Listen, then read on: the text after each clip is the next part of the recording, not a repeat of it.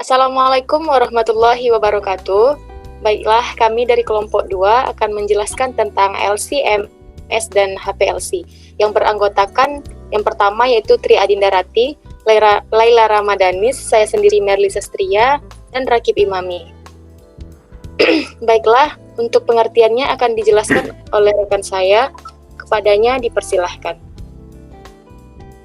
LCMS adalah salah satu metode analitik yang menggabungkan kemampuan separasi atau pemisahan yang dimiliki oleh kromatografi cair terhadap suatu senyawa terkait dari campuran yang kompleks, seperti sampel darah manusia, dengan kemampuan spektroskopi massa yang dapat membaca spektrum massa dari senyawa target yang telah dipisahkan. Sifat senyawa dapat dianalisis mulai dari senyawa polar hingga non-polar dan memiliki massa 50 sampai 2000 gram per mol. Prinsip kerjanya adalah pemisahan komponen-komponen sampel berdasarkan perbedaan kepolaran yang selanjutnya ion bermuatan akan dideteksikan oleh detektor spektrometer massa.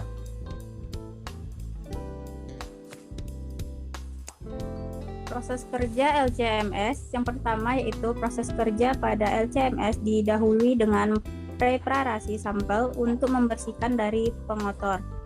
Yang kedua, sampel tersebut diinjeksikan ke dalam sistem kromatografi sehingga senyawa target yang ada di dalamnya dapat terpisah berdasarkan polaritasnya.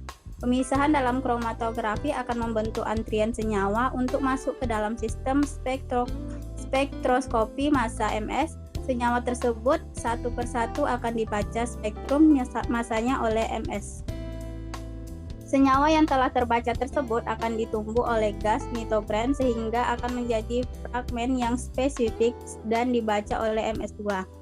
Yang keempat, transisi massa di MS1 dan MS2 untuk setiap senyawa memiliki pola yang berbeda tergantung pada struktur kimia senyawa tersebut.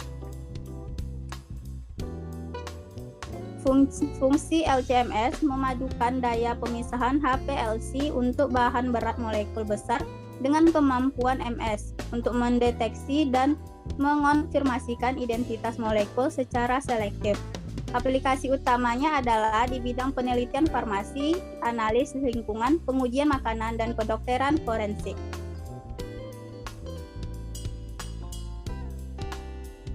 HPLC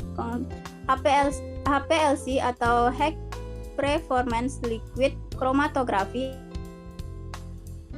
CKT kromatografi cair kinerja tinggi merupakan metode analisis sampel yang kerap digunakan dalam industri maupun laboratorium analisis farmasi.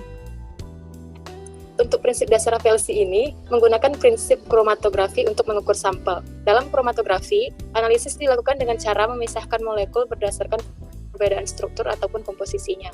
Pemisahan tersebut terjadi saat sampel bergerak melewati fase diam yang dapat berupa zat padat atau cair karena terbawa oleh fase gerak yang berupa zat cair atau gas. Untuk prinsip kerja HPLC merupakan jenis dari kromatografi kolom dan bekerja dengan prinsip yang sama. Prinsip utama dari kromatografi kolom adalah adanya adsorpsi penempelan permukaan dari solut yang berupa cairan sampel ke dalam larutan melalui fase diam yang menyebabkan adanya pemisahan solut dengan larutan. Tingkat adsorpsi fase diam terdiri dari adsorben seperti silika.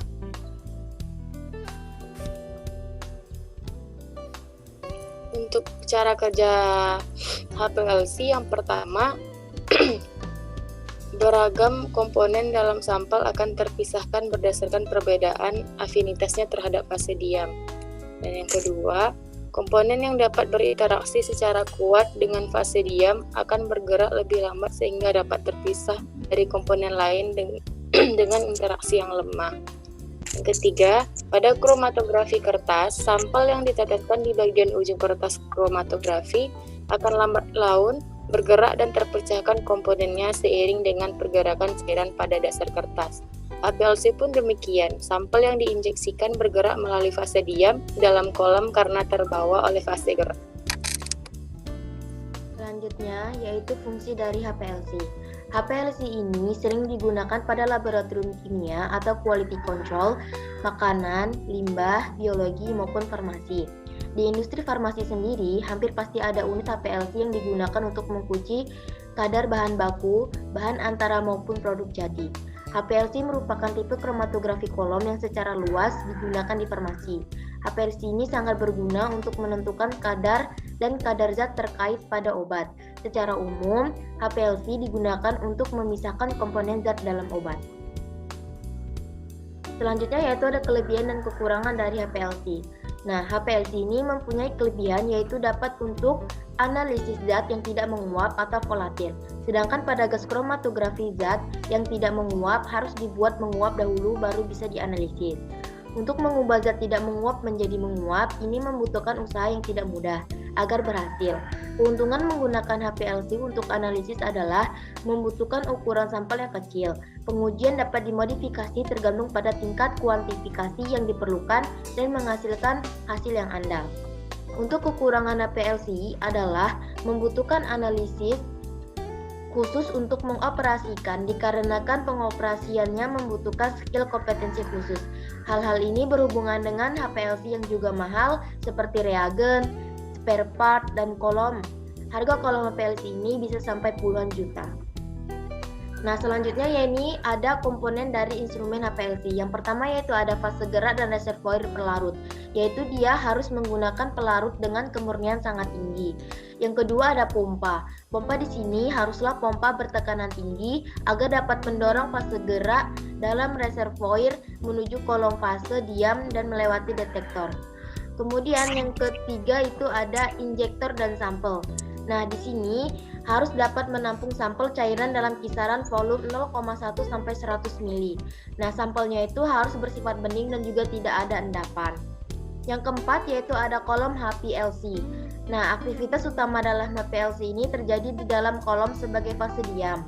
Di dalam kolom akan terjadi pemisahan komponen sampel yang kemudian dapat dihitung waktu retensinya masing-masing komponennya oleh si detektor. Selanjutnya ada detektor. Nah, detektor ini adalah untuk mendeteksi keberadaan komponen yang telah melewati kolom dan memberikan sinyal elektronik pada pengolah data. Kemudian yang terakhir yaitu ada si pengolah data.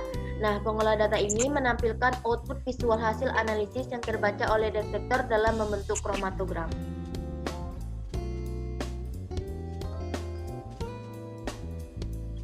Baiklah, sekian yang dapat kami sampaikan. Untuk salah dan kurang kami mohon maaf. Assalamualaikum warahmatullahi wabarakatuh.